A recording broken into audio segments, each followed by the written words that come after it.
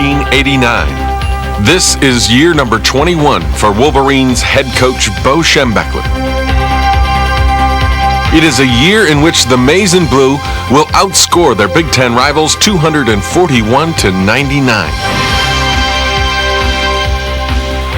Everett snap, placed down, the kick is up, and it's good!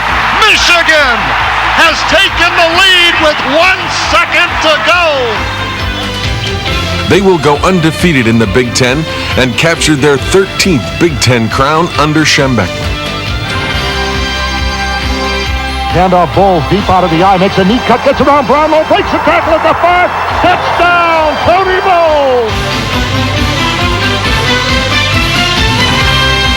The Wolverines will become the first Big Ten team in 23 years to win undisputed back-to-back Big Ten championships. Taylor gives the bunch up the middle, breaks a tackle, down to the 15, the 10, the 5, carries 2 tacklers into the end zone. Michigan locks it up.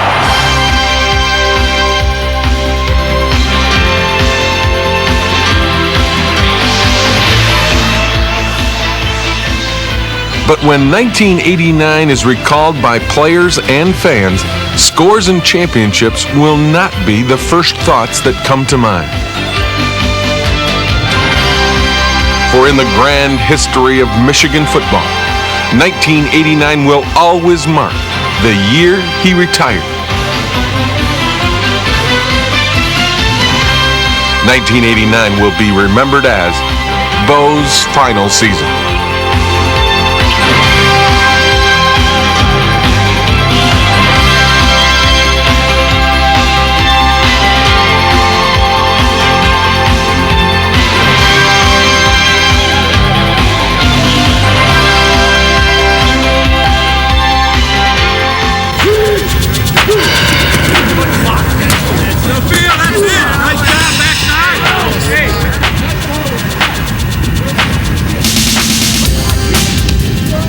Entering fall practice in 1989, the Wolverines face enormous pressure. Some preseason polls rank them as the #1 team in the nation, a possible national champion. But head coach Bo Schembechler knows better than to get ahead of himself. I understand the significance of a national championship and how they're won. So you don't really worry about that. I've always been able in my career here to focus on the most important objective of playing the game, and that's to win the Big Ten championship. Why play in the conference if you're not going to win that?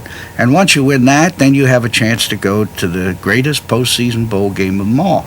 Now those objectives to me are worthwhile. If during the course of that, and you're successful in both of those areas, you win the national championship as well, that's just frosting on the cake. Problems over the summer and injuries have changed this season's outlook for the Maize and Blue. Quarterback Demetrius Brown, who the year before led the Wolverines to the conference championship and a victory in the Rose Bowl, has been sunk by academic problems. Brown is off the team. Schembechler's only other experienced quarterback, Michael Taylor, is nursing a bad shoulder.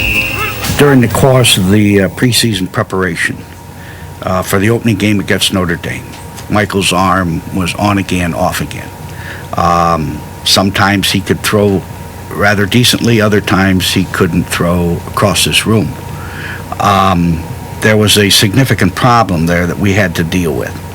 And he being the only experienced quarterback we had, playing, as we said, an experienced Notre Dame team with a 4-year quarterback and a lot of practice under their belt, we were going to go into this game knowing that we may or may not have a healthy Michael Taylor.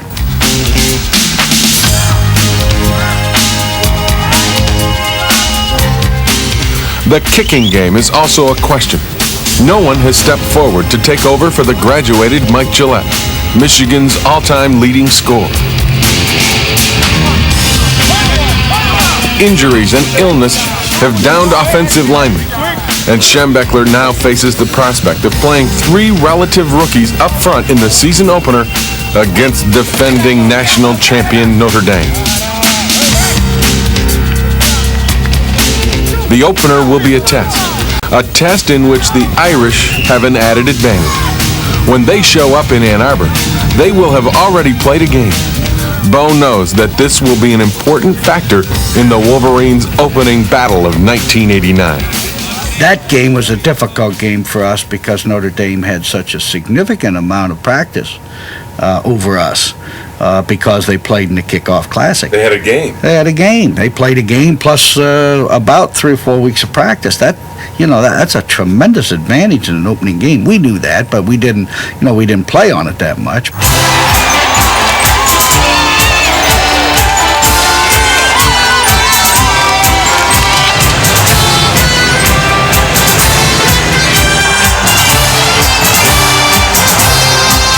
The game is billed as the battle for the national championship.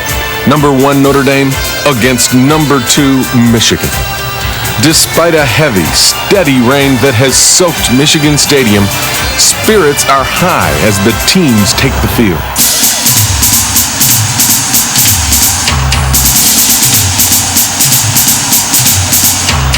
The first 25 minutes are a defensive struggle.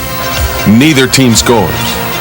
Then Notre Dame forces Wolverine quarterback Michael Taylor to fumble. The defending national champions cash in on the turnover. Rice rolling left to throw. Looks back over the middle. Dumps it to Johnson. He fights forward. Touchdown, Notre Dame. Notre Dame 7, Michigan nothing. The Wolverines storm back. With just 34 seconds left in the half, they answer the Irish. McMurtry and Callaway both split to the right. Blitz. Taylor back to throw. Gets rid of it. Corner of the end zone. Touchdown, Callaway. Great catch by Callaway. And a great throw by Michael Taylor, leaving him over the shoulder to the corner of the end zone. Behind stands Magala. But the answer isn't complete. J.D. Carlson, the Wolverines' new kicker, slams the extra point try off the upright. And at the half, Michigan is down 7-6.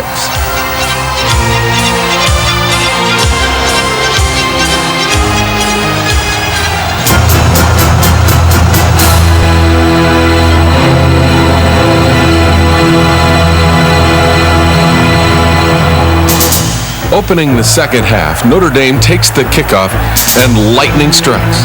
Not from the stormy skies, but from a lightning bolt named Rocket Ismail. He takes the kick and races 88 yards for a Notre Dame touchdown.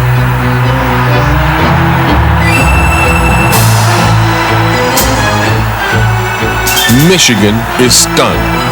Notre Dame leads 14-6. Moments later, Michigan is stunned again. Quarterback Michael Taylor is tackled. Shaken, he leaves the game. He will not return. An Irish field goal makes it 17-6. And now Schembechler replaces Taylor with an untested redshirt freshman, Elvis Gerback. As the game went along, we realized that once we got behind, that there's no chance for us to win it if Michael's in there because he can't throw. And so then we went to Gerback, and Gerback did a pretty good job, and really was, it was bringing us back into the ball game.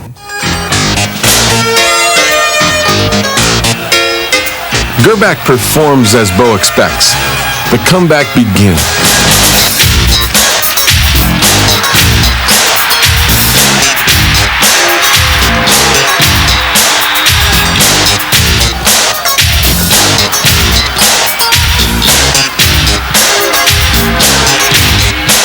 The youngster engineers a 61-yard, 12-play drive and caps it off with a TD strike to Derek Walker in the end zone.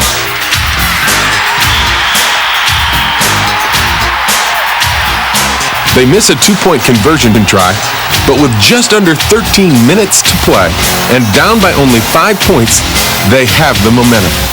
But on the Michigan kickoff once again, lightning strikes. Rocket Ismail gathers it in. The Rocket back to his 9. The wind held it up. He's up the field, 15, 20. Look out, he broke free at the 30, 35, 40. The Rocket is going to do it again. He is going 91 yards.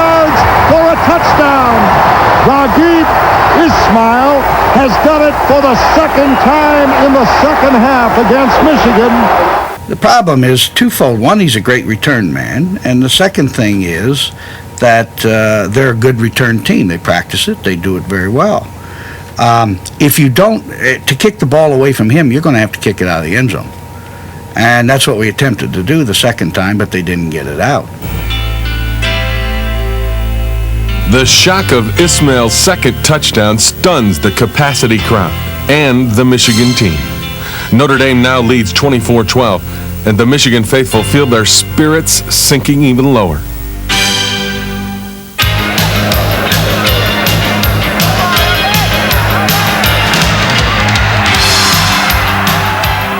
But now the Wolverines go to their hurry-up offense. Gerback hits Chris Calloway and Leroy Hoare. Michigan is on the Irish 4-yard line. Then Greg McMurtry gets the call. And Gerback to throw. Firing. In the end zone, McMurtry, touchdown! On a post cut. Nobody covered him. And Michigan is back within 6. Now there is just 4 minutes and 8 seconds left to play. One touchdown will do it, but the Wolverines must have the ball. Schembechler calls for the onside kick.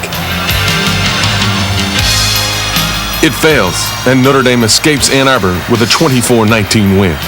The truth of the matter is, had I had another alternative, other than Gerback, who had not played at all, to throw him in there as a starter in that game, I'm not sure would have been the right thing to do. So, really, all we had was an injured Michael Taylor, and we had to go with him, and, of course, it didn't work out very well. The disappointment of the Notre Dame loss must be set aside as the Wolverines look west to California, to their next opponent, UCLA. UCLA was an up-and-down team. A lot of talent.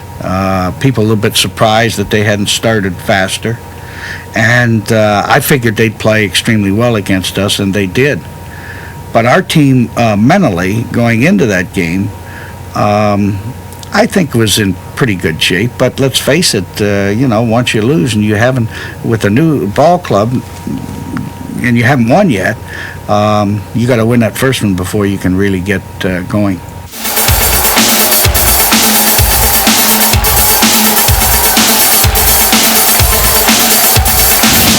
Against UCLA, the going is slow. The Wolverines make uncharacteristic mistakes. The defense is listless. UCLA scores twice in the first half. The Wolverines trail 14-6.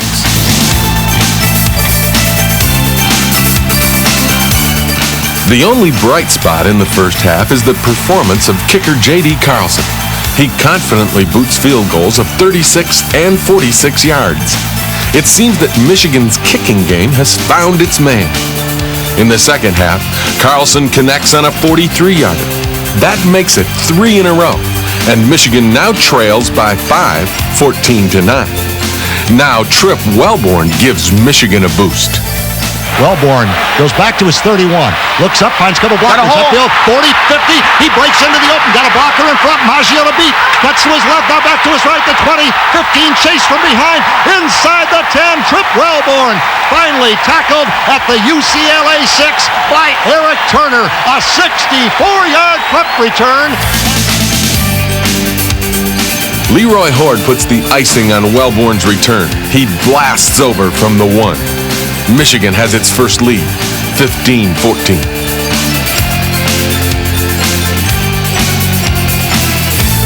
UCLA is not swayed. The next 15 minutes belong to the Bruins. A 45-yard field goal and a touchdown give them a 23-15 lead with just 5 minutes and 42 seconds left to play.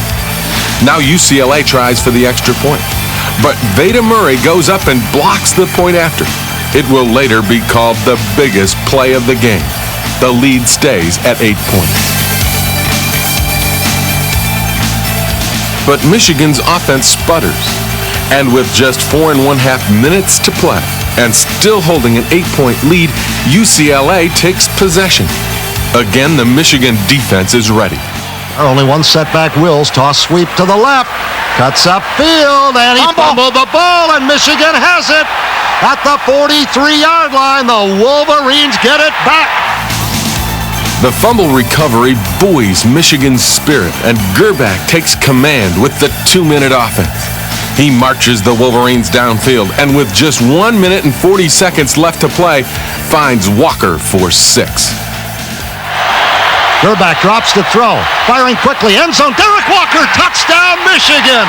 With 1:35 to go. A 2-point conversion fails. UCLA 23, Michigan 21.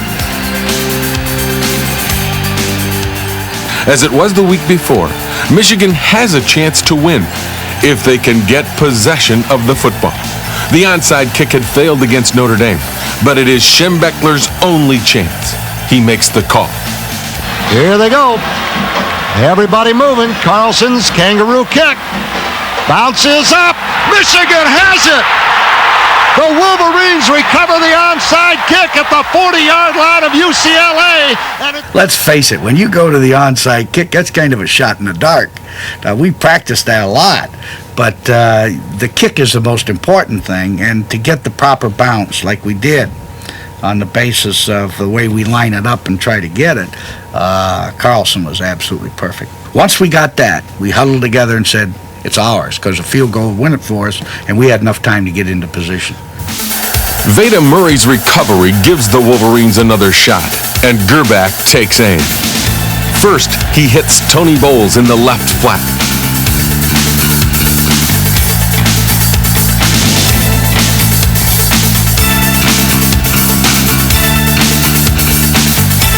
Again, it's Bowles, a screen pass on the right side.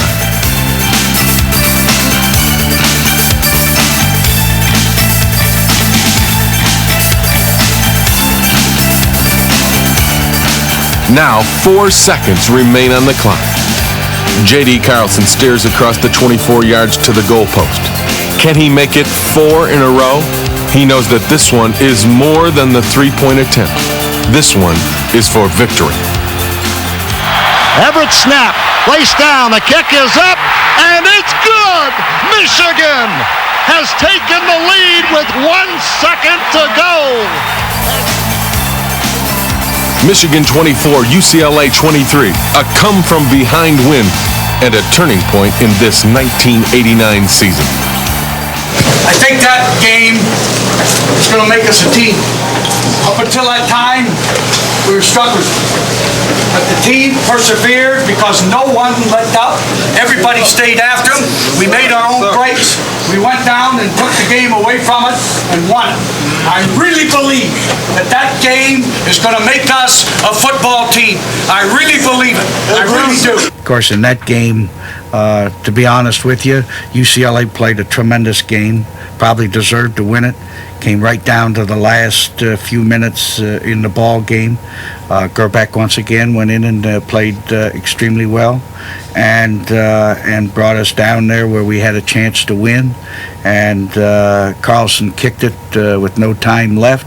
There's tremendous excitement on the sideline and in the locker room, and it did our team a world of good.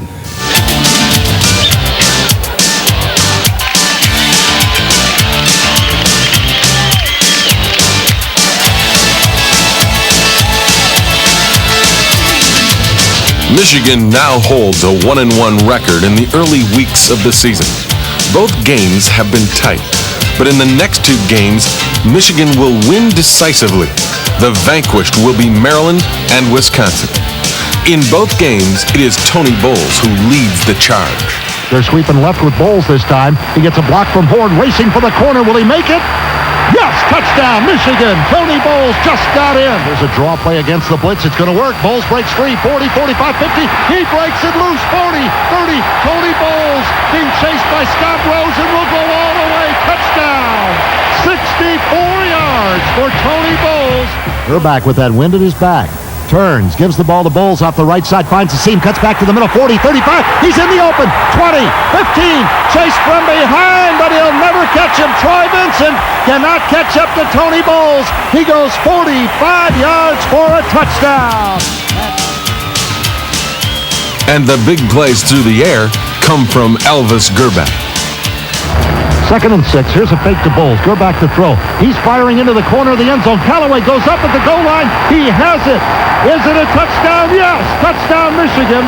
The signal. Wishbone now for the Wolverines on 2nd and 9 from the Maryland 12.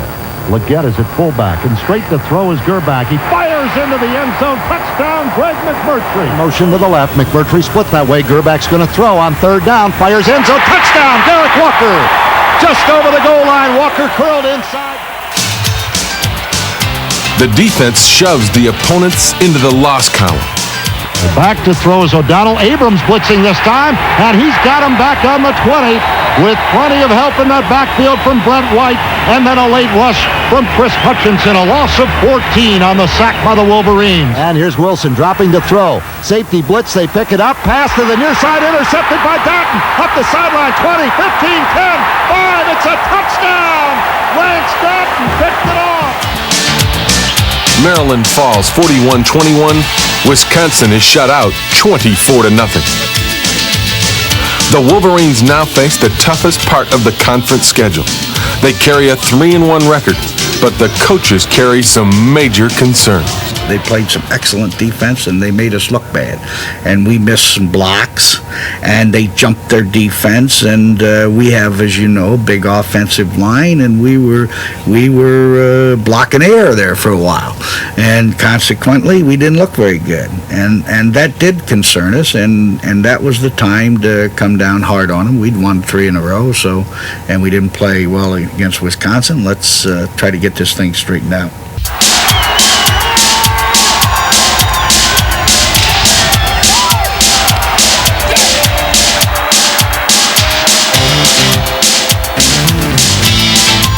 Michigan State will put the Wolverines to the test. For both teams, this is a critical game. George Perles and the Spartans have lost 2 of 4. Their backs are to the wall. Schembechler knows Michigan State is desperate for victory. It will make them that much more dangerous on game day. Stopping the Spartans' hungry offense will make the difference. Well, I think the key to that game, of course, was our defense, and with Gerback at quarterback, we had to rely a little bit more on our defense. And the only thing that kind of kept us going is we did have Tony Bowles was really coming on then at tailback, but we had to play Leroy at fullback. And that was that was a tough physical game. The state rivals meet in East Lansing. Pressure is high, and both teams make mistakes. 3rd down, a yard to go. Handoff, Enos going right. He's got a first down, fumbles the ball. It bounces out to Alex Marshall, and Michigan has recovered inside the 35. Blake Eagle. 3rd and 6. Back goes Gerback. He's got time. Throwing short. Off the hands of Horde. Intercepted by Barnett. He's out over the 30, 35. And Michigan State gets the ball back as Barnett runs the interception out to the 38-yard line. The Spartans take the interception and move into field goal range, but Michigan rises up and blocks the attempt.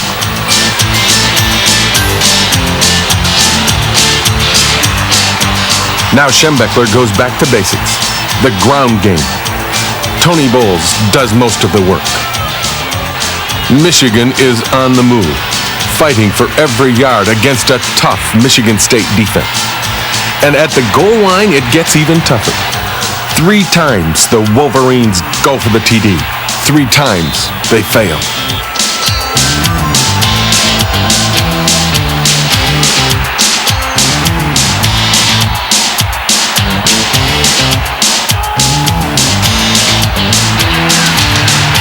Now in a scoreless game, with a 4th down and goal to go from the 1, it is decision time for both. We had a lot of faith in that goal line offense. We got stuff to play before. I said they're not going to do it again, and we made a little blocking adjustment and sent the play in, and Leroy went in standing up. But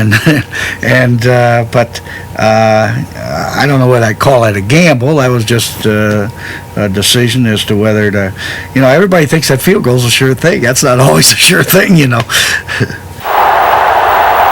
Gerback with two tight ends in the wishbone. Ball in the center of the field. Calls the signals. Turns, gives the Horde. Cuts back in the middle. Touchdown. Leroy Horde carries it over on that fourth down play. Michigan 7, Michigan State nothing. On their next possession, Michigan misses a field goal, but an offsides penalty results in a Wolverine first down and a second chance to score. Michigan moves 6 yards closer, and then J.D. Carlson connects for 3. Michigan 10, Michigan State nothing. At the half, Bo knows the game is far from put away. We had to recognize that they would make a run at us in the second half. At some point in the second half, we'd have to face a couple of drives, which we did. And but we'd have to, and which was a little bit disappointing, that we didn't play a little better offensively the second half. Although we moved the ball decently against them, we didn't get enough points. The third quarter is scoreless. But early in the fourth quarter, Michigan State drives to the Wolverines' goal line. It's 4th and goal from the 1. George Perlis decides to go for it. The Spartans trail 10-0. This will be the biggest play of the game for both teams. Handoff Ezor. He tries to go under the pile, and Wellborn stopped him. Trip Wellborn made the play at the goal line, and Michigan has kept Michigan State out of the end zone. When you get down there like that, everybody's going to overcommit the defense somewhere. And you have to gamble that they're going to run. They gambled that we were going to run, and we found a little crease in there and blocked it decently and scored. When we committed Wellborn to the run, they didn't get a blocker on him.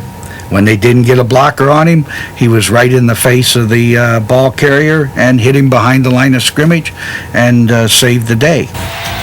Trip Wellborn is the defensive star.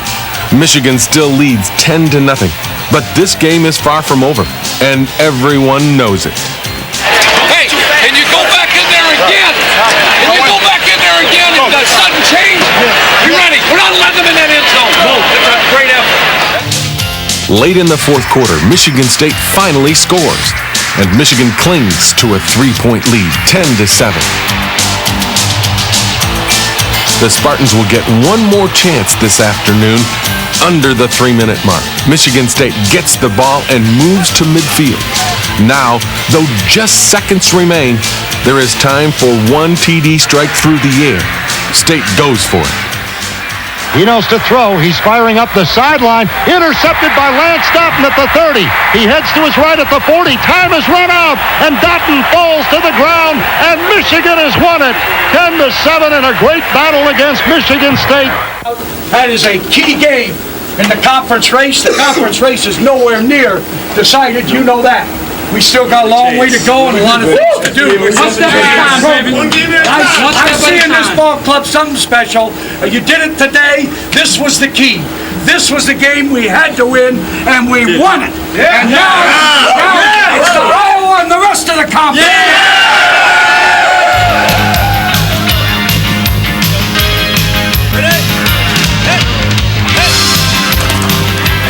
The victory over Michigan State gives Michigan a 4-1 record as they look ahead to their next contest, Iowa.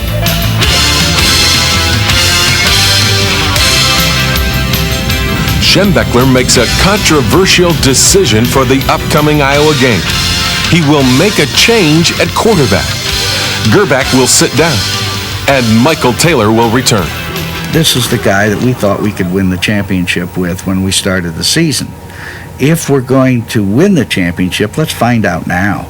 Let's not keep putting it off and making it harder and harder for us to make the change. And so I decided that we go with Michael Taylor.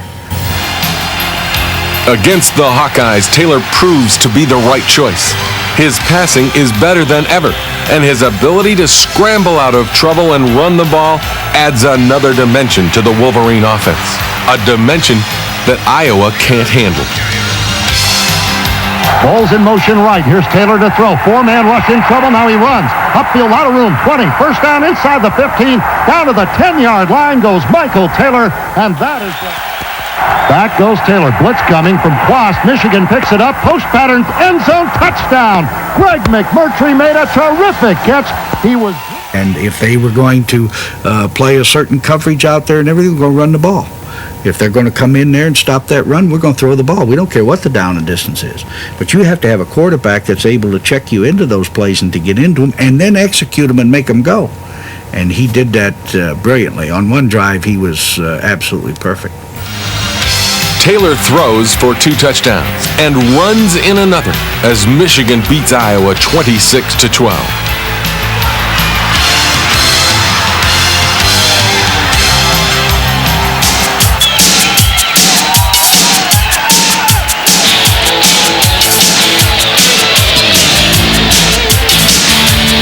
Michigan is now 5-1, undefeated in the Big Ten, and ready to enter battle against Indiana and its Heisman Trophy candidate, running back Anthony Thompson. But the Hoosiers' premier ground gainer and NCAA touchdown leader is not welcome in Ann Arbor. Thompson simply has nowhere to hide on the floor of Michigan Stadium.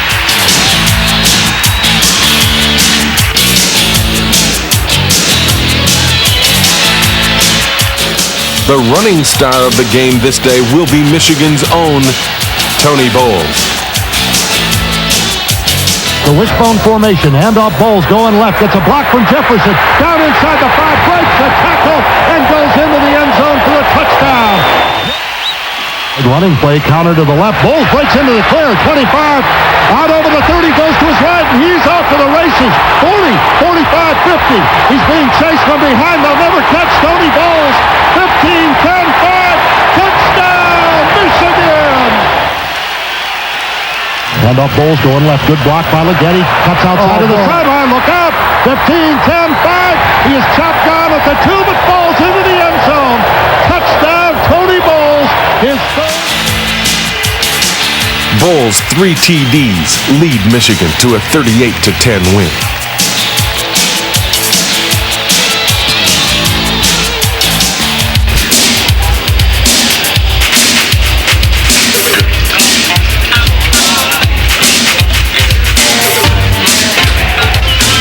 Michigan is unbeaten in the conference, tied with Illinois, and on track for a second straight title and Rose Bowl bid. Purdue now stands in the way for Michigan. The game is shaping up differently than many had predicted. With under 6 minutes to play in the half, Michigan leads, but only by a touchdown, 14-7. Then it begins. Handoff Bowles out of the wishbone, running left, eyes forward at the goal line. Touchdown, Michigan.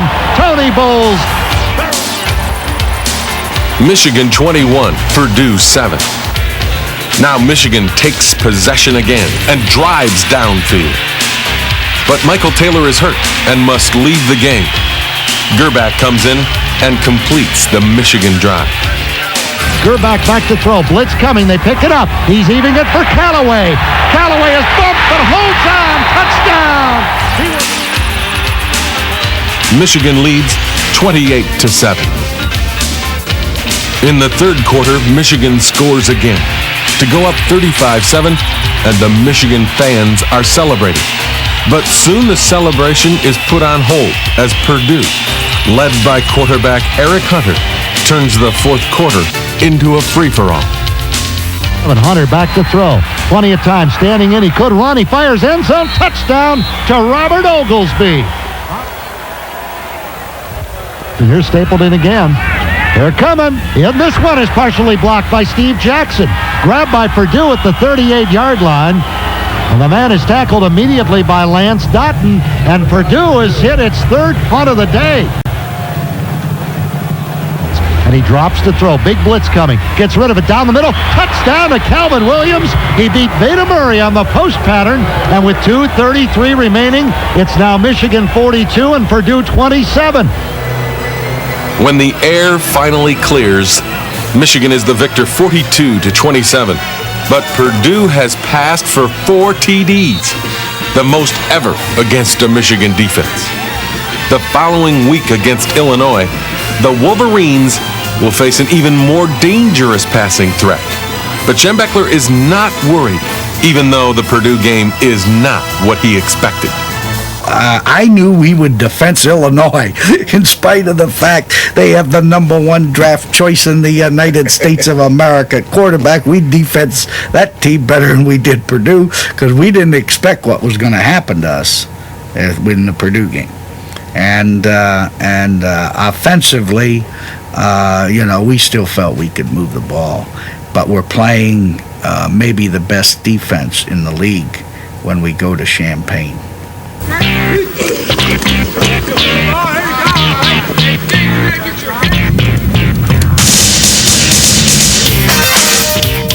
As the showdown at Champaign nears, the Wolverines get good news. Michael Taylor will be ready to play, and fullback Jared Bunch is regaining top form after recovering from knee surgery. This is the game for the Big Ten championship, Michigan versus Illinois. On the second play from scrimmage, Tony Bowles sets the tone for the first half. Here's a misdirection look. Bowles off the right side. Good block from Dingman. He breaks through 30, 35, 40. Tony in the clear. 50. Chased from behind. They'll never catch him. 25, 20, 15. Now he's hit from behind by Henry Jones. Inside the 5. Tony Bowles hauled down at the 1-yard line. Then Jared Bunch gets the call. Option look. Handoff Bunch. Left side. Dives forward. Touchdown, Michigan. Michigan 7, Illinois nothing. But behind quarterback Jeff George, the Illini storm back on their first possession. 85 yards in 10 plays. The game is tied 7-7. Michigan answers immediately. Controlling the ball for 8 minutes, they click off 16 plays, ending in a 47-yard field goal to take the lead 10-7. But Illinois isn't fazed. They come back and connect for a 25-yarder. Michigan 10, Illinois 10. 4 possessions, 4 score. Later in the second quarter, Michigan puts together another 85-yard drive. Here comes Bowles in motion to the right. Taylor drops to throw. 3-man rush. He's got time. He fires on a curl, and it's caught by McMurtry. Pulls away from 2 defenders. Gets down to the 40, fumbles the ball, but he was down at the 40-yard line. Blitz coming. Taylor dropping to throw. Screen right. Caught by Bowles. He cuts back into traffic. Pulls away from tacklers. 30. Breaks away from another 25, 20. Now puts a shoulder down. Breaks away from Chris Green and gets it to the 11-yard line. What a run with that. Option to the short side. Taylor going to keep it. Spins forward. Touchdown, Michigan. Michael Taylor goes in. Michigan 17, Illinois 10. Now, late in the third quarter, Illinois intercepts and moves to the Michigan 4-yard line. It's 4th and 1 from the 4. And trailing 17-10, Illini coach John Makovic takes a big gamble. He decides to go for the game-tying TD. The Michigan defense knows what it must do. And George fakes to Griffith. He's going to throw. He's getting heat. Flips in the end zone. Incomplete. Michigan takes over on down. The game stays tight. With 7:34 left to play, Michigan has the ball. They stand 80 yards away from the Illini goal. The lead is still a precarious 7 points. Bo calls his troops together. He puts the game and the Big Ten title in their hands. And what we said in the huddle was, we're going to knock them the hell out of there. And that's what we did. Knock them the hell out of there is exactly what the Wolverines do. Taylor scrambles for 12.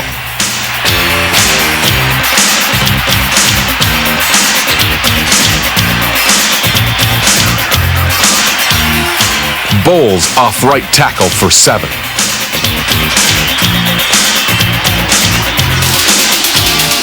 Taylor on the option for 12 and another first down. Bunch rumbles off tackle for 8.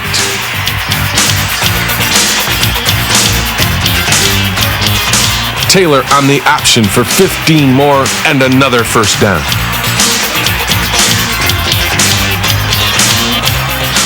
Bunch up the middle again, this time for 7 and another first down to the Illini 13. And then one more time for Tony Bowles.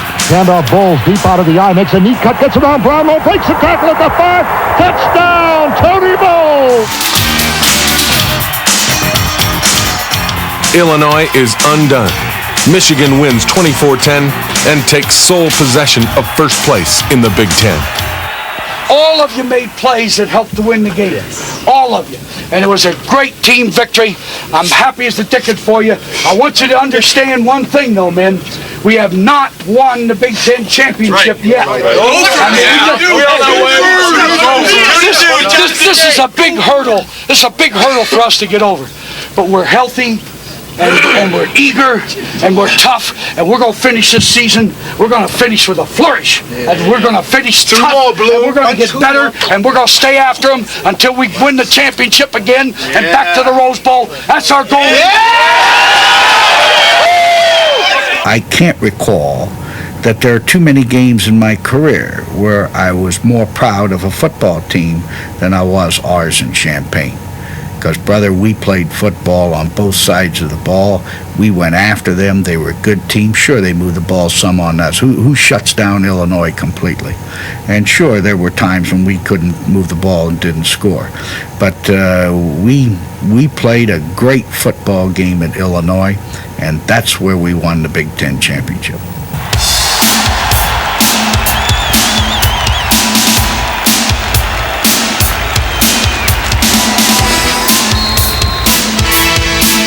To win back-to-back outright championships and return to the Rose Bowl, Michigan must still defeat Minnesota and Ohio State. Some think Minnesota will be an easy victory. As the game begins, easy victory is not a description that fits what happens on the field.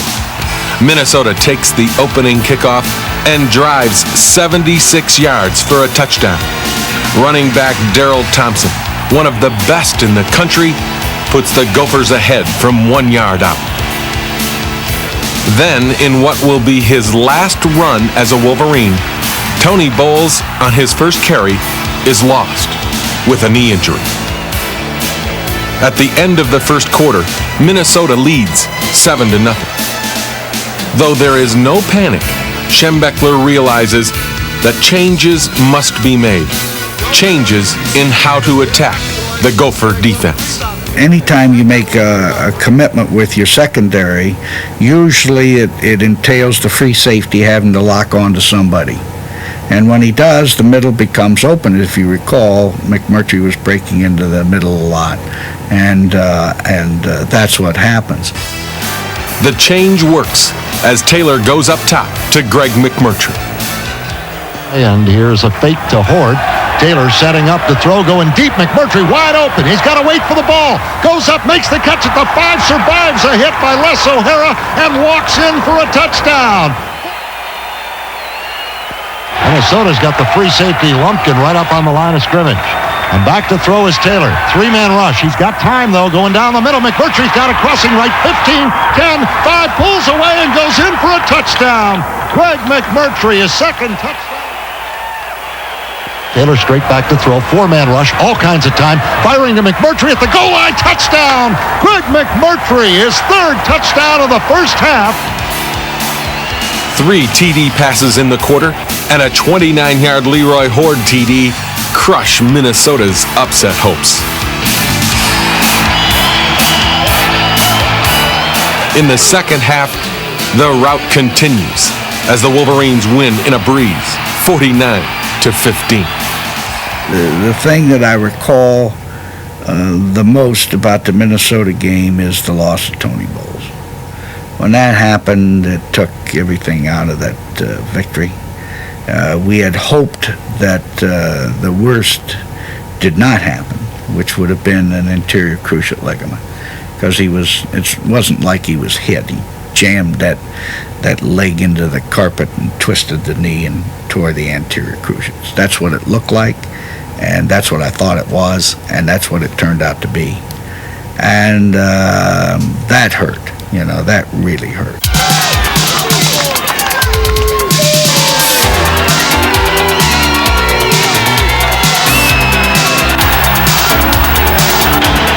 Now Michigan has wrapped up at least a share of the Big Ten title. But in order to go to the Rose Bowl for the second straight year, they must beat arch-rival Ohio State. Bo knows that this final game, for all the marbles, will not be a cakewalk. Ohio State offensively is the best opponent that we played in the Big Ten. They had the best offensive team because they had a huge line that could block. They were strong at receiver. They had a very bright, talented quarterback, and they could run the ball. They could flat run the ball. The game is scoreless until late in the first quarter. Power off tackle right. Ford cutting upfield. Touchdown, Michigan. Later in the second quarter, Michigan drives 81 yards in 13 plays, and Allen Jefferson takes it in to give Michigan a 14-0 lead. Taylor gets the snap. They're running short side. Sweep left. Allen Jefferson's going to score. Ohio State responds with a field goal. And at the half, it's Michigan 14, Ohio State 3. Early in the third quarter, disaster strikes Michigan. Here's a fake to bunch. Taylor rolling right to throw. Firing sideline. Look out. Intercepted by Vinnie Clark, who dove in front of McMurtry and picked it off at the Buckeyes 45. The Buckeyes move 50 yards off the interception, but must settle for a field goal. Michigan runs off 3 plays, then punts. But the punt is short, just 14 yards, and Ohio State takes over at the Michigan 40. 9 plays later, the Buckeyes score.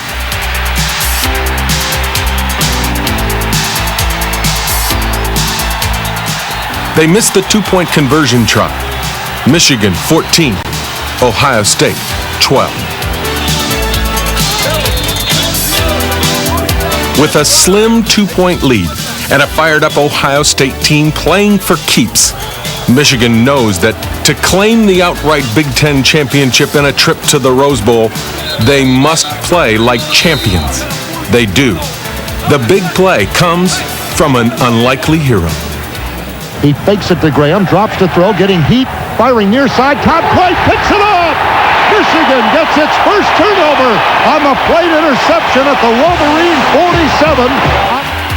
Now Leroy Horde steps forward.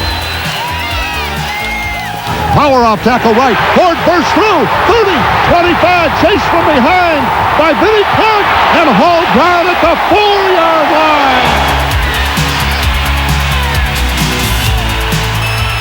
And 3 plays later, Jared Bunch gets the call. Callaway in motion left. Taylor to throw. Wide open. Bunch right side goal line. Touchdown. Michigan 21, Ohio State 12.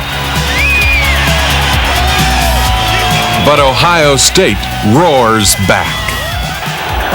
Handoff. Scotty Graham. Option look right side. Touchdown, Ohio State. Michigan blocks the point after.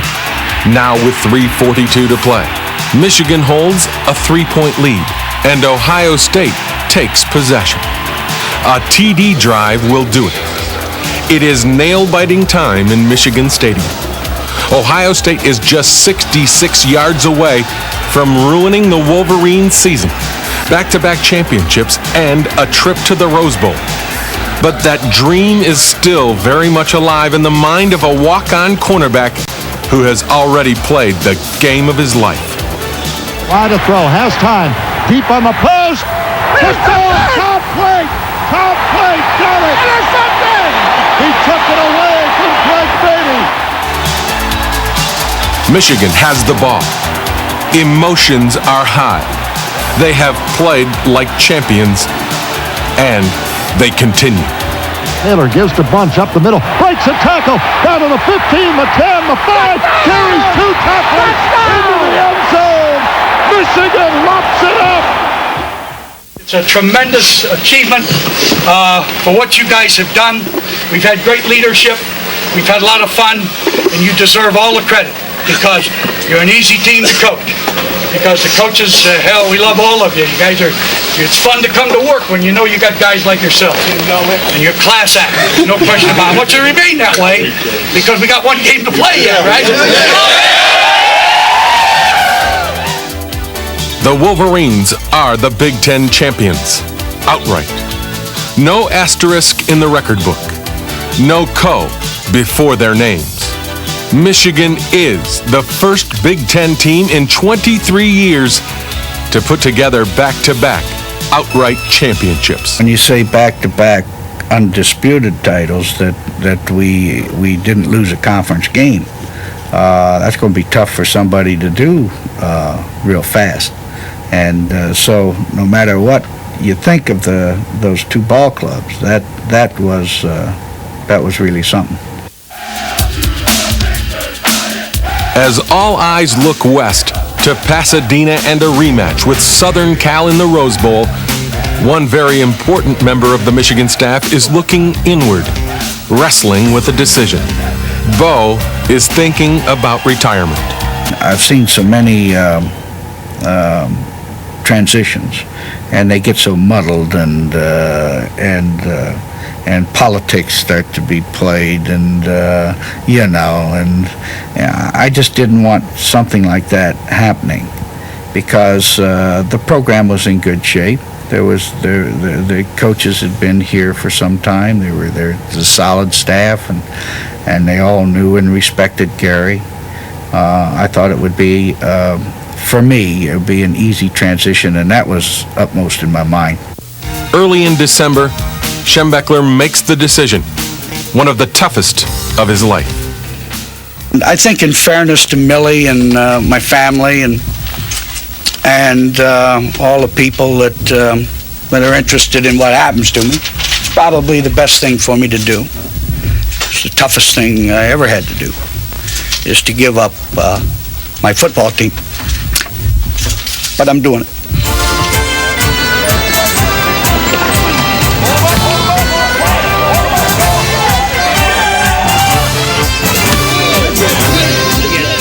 Now the Rose Bowl will be Bo's final game in his final season as head coach.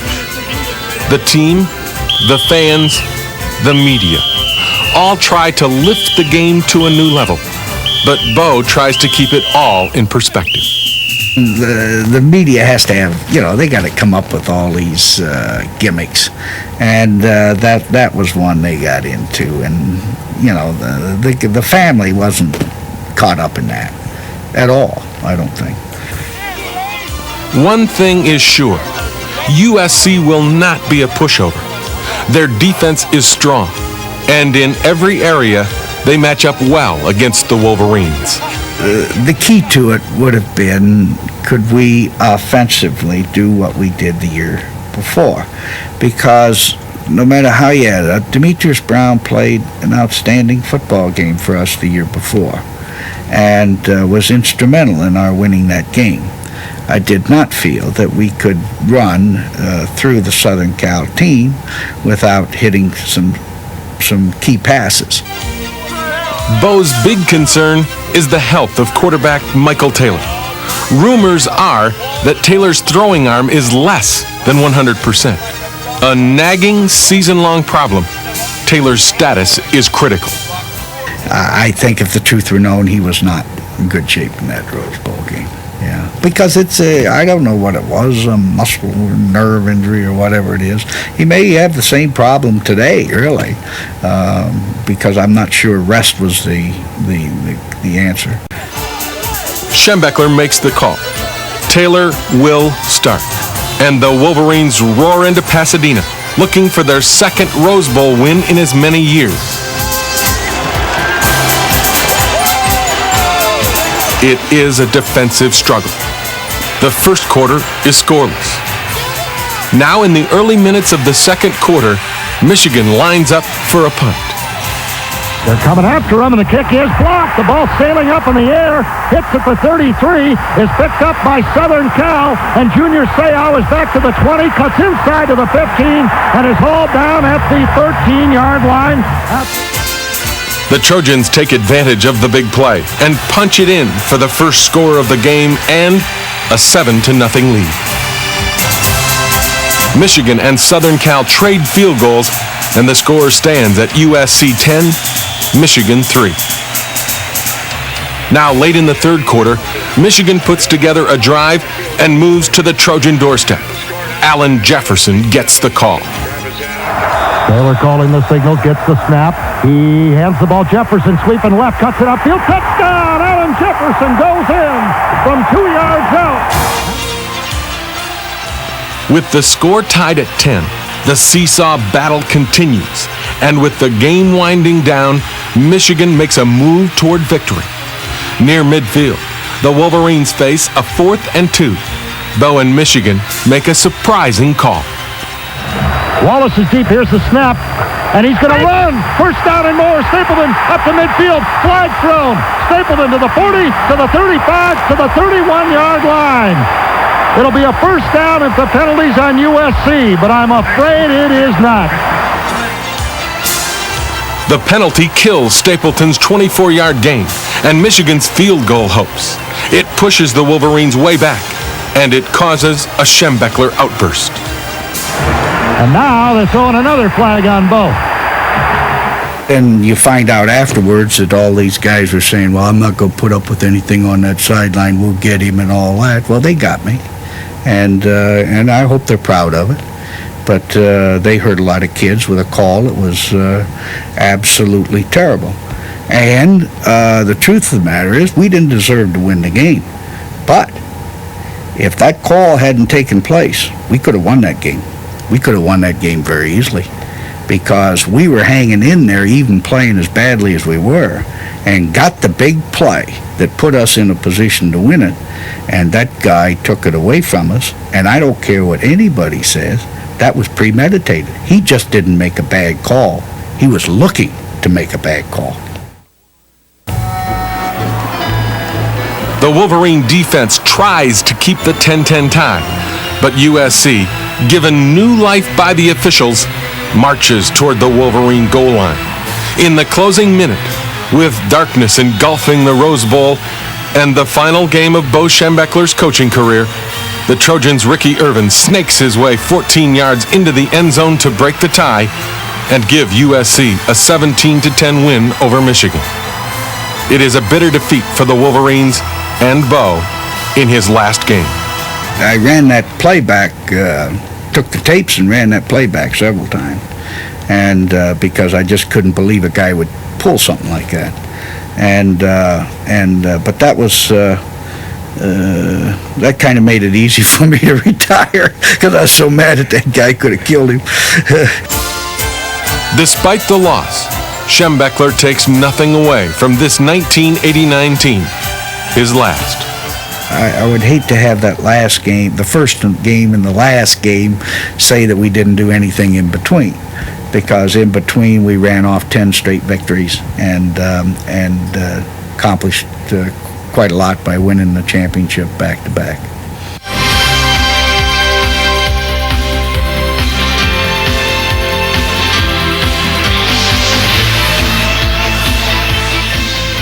Over his 21-year career at Michigan, he became the winningest coach in Wolverine football history.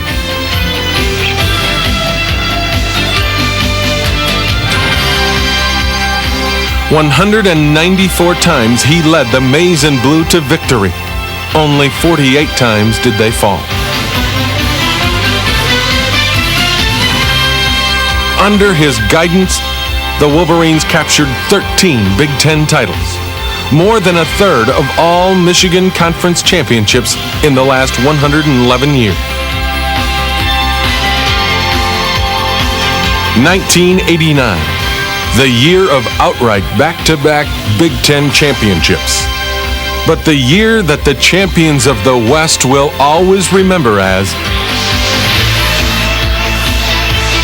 Bo's final season.